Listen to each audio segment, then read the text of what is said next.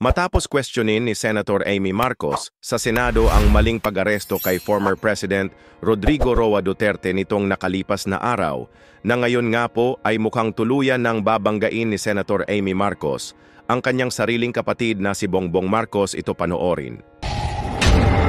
Namin ang senadora na nadismaya siya sa paraan ng pag-aresto kay dating Pangulong Rodrigo Duterte, kaya siya nagdesisyong kumalas sa partido.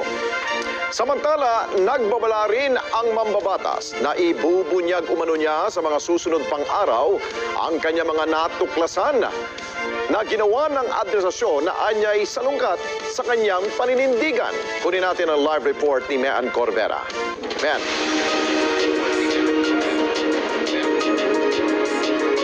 Ali at Alex, tuluyan na ngang nilayasan ni Senator Amy Marcos ang binuong senatorial ticket ng kanyang kapatid na si Pangulong Bongbong Marcos. Hindi niya raw masikmura ang ginawang umano'y pang-aabuso ng administrasyon sa pag-aresto kay dating Pangulong Rodrigo Duterte. Tuluyan ng kumalas si Senator Amy Marcos sa alyansa para sa bagong Pilipinas ng administrasyon. Sa isang statement, sinabi ni Marcos na nadismaya siya sa patuloy na paninindigan ng administrasyon sa ginawang pag-aresto kay dating Pangulong Rodrigo Duterte. Ang pag-invoke niya ng ehekutibo ng executive privilege at sub judice rule sa pagdinig ng Senate Committee on Foreign Relations ay malinaw na may itinatago ang administrasyon. Lalo lamang itong nagpapalakas sa hinala na maaring nalabag ang konstitusyon at nabawasan ang soberenya ng bansa sa pagdakip sa dating Pangulo. Sabi ng senador, ilalahad niya sa mga susunod na araw ang mga natuklasan niya na ginawa ng administrasyon na aniyay salungat sa kanyang paninindigan at prinsipyo. Hindi niya raw magagawang mangampanya at tumungtong sa entablado kasama ang iba pang miyembro ng alyansa na ikinakampanya ng administrasyon. Gaya ng kanyang naunang pahayag, sinabi ni Marcos na magiging independent candidate siya dahil higit sa anumang pakinabang sa politika, dapat manaig ang soberenya ng bansa at pagbibigay ng katarungan sa bawat Pilipino. Sa 11 campaign sorties ng alyansa, 5 beses lang sumama si Marcos, kabilang nasa Iloilo, Pasay, Bacolod, Dumaguete at Camarines Sur. Hindi na siya dumalo sa 2 rally noong nakaraang linggo sa Cavite at Laguna matapos ang pagdinig ng Senado sa isyu ng pagpapaaresto sa dating Pangulo. Hindi na rin pinanggit ni Pangulong Bongbong Marcos ang pangalan ng kapatid at tinanggal na rin ang kanyang mga posters sa kanilang campaign sorties. Iginagalang naman raw ng alyansa ang desisyon ng senador. Good luck sa kanyang kampanya rin ang mensahe ng kanilang campaign manager na si Navotas Congressman Toby Tiangco. Samantala, kinansela ng alyansa ang 2 nakatakdang campaign rally ngayong linggo sa Pampanga at Malolos sa Bulacan. Sabi ni Tiangco, wala raw itong kinalaman sa pag-atras ni Marcos. Sa halip, karamihan sa kanilang mga pambato inimbita para sa pagsisimula ng kampanya ng mga lokal na kandidato.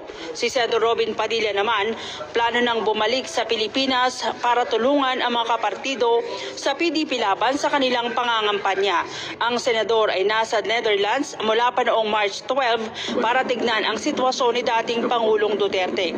Ito rin ang tumulong kay dating Executive Secretary Salvador Miljaldea para madala ito sa ospital matapos siyang mag-collapse.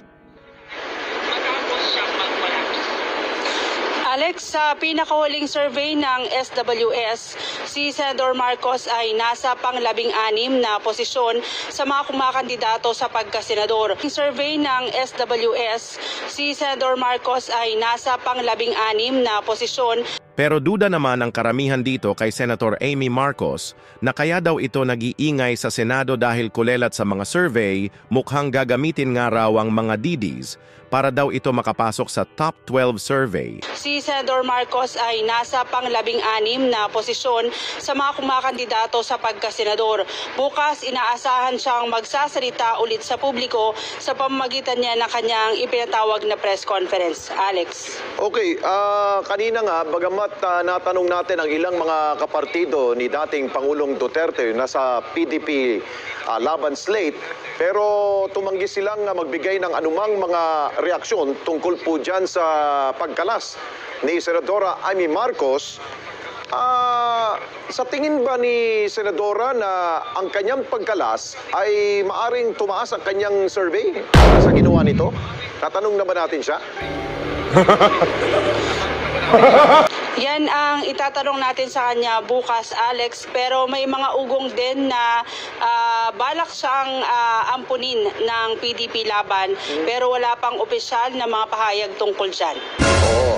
At yung sinasabi niya na meron siyang ibubunyag, ano kaya yun na na magugulantang ba ang buong bayan dyan? Yan ang ating aabangan, Alex. Pero sa nakaraang pagdinig nga ng Senate Committee on Foreign Relations doon sa issue ng pagpapaaresto kay dating Pangulong Rodrigo Duterte, siya yung naglantad ng mga dokumento tungkol doon sa paraan at mga ginawang pagpupulong ni Pangulong Bongbong Marcos at ng kanyang mga miyembro ng gabinete kung saan itinago sa publiko yung detalye at kung saan dadali ng dating Pangulo. Okay. Ayon po mga kababayan, narinig natin na marami pa daw ang ibubunyag itong si Senator Amy Marcos. At mukhang marami na ang mga excited sa mga susunod na pasabog ni Senator Amy Marcos. At parang lumalabas dito Marcos versus Marcos ang magbabanggaan. We are grateful for you and sana po hindi kayo tumigil hanggang makauwi si former President Rodrigo Duterte. Katong joke ni PRD nga, dili daw ka mo hindi rin ang nga din ko may mga Ay, abogado. sus, overacting lang na siya. Nabalo man siya na magbisita gyud ko. Hindi man pud ko musugot nga di ko makabisita. Okay na. Titi, may regalo ka para sa ama? Nakay-wish kay PRD para sa birthday niya. Good health and unta kaon na gyud siya sa ilang pagkaon dira sa sulod di na maginahigulo. Kato lang gyud. Thank you, ma'am. Thank you. Hangtod ka na sa Madrid, ma'am. Sa Madrid. Wala pa. Wala pa. Okay. Salamat ha. Prayer lang. Salamat, ma'am. Stop praying. Nalang talang rin mo suporta sa inyo. Kamahanan ato ang kuan.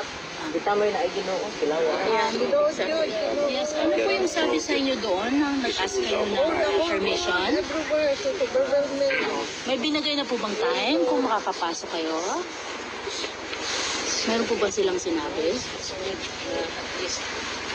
They brought this out for the Filipino communities or Filipino citizens. The whole world imagine the expectation of the reality. What's going on here? President and the President.